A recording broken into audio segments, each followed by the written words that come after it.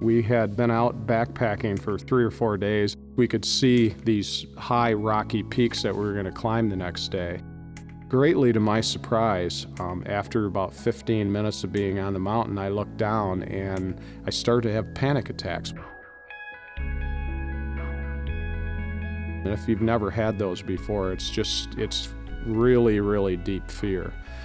And I told our leader, Randy Wasink, about that. I said, dude, I'm having some panic attacks right now, and I don't know what's going to happen, but I'm going to get through all this.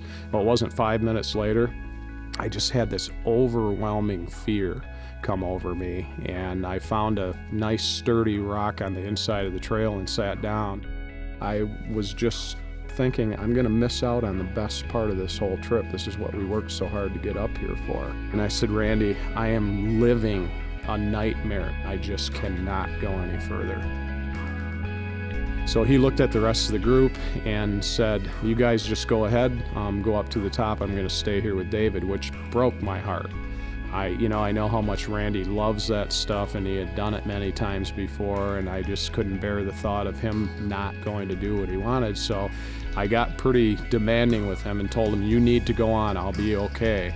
He just wouldn't hear that. He said, David, if you're not going to summit, I'm not going to either, and he sat down beside me. And all my guilt and shame and all of those feelings came around, and I finally mustered the courage to stand up, and I grabbed the middle belt loop on the back of his pants and said, let's do this thing. And it was the most beautiful place I've ever been. We could look out and see 5 mountain ranges, and it was just an incredible experience. The remarkable thing that happened during this whole thing was that I had faced a fear. We had to come back down the same way we went up. And coming down, it just struck me so deeply that my fear was gone. I had absolutely no problem going down this hill.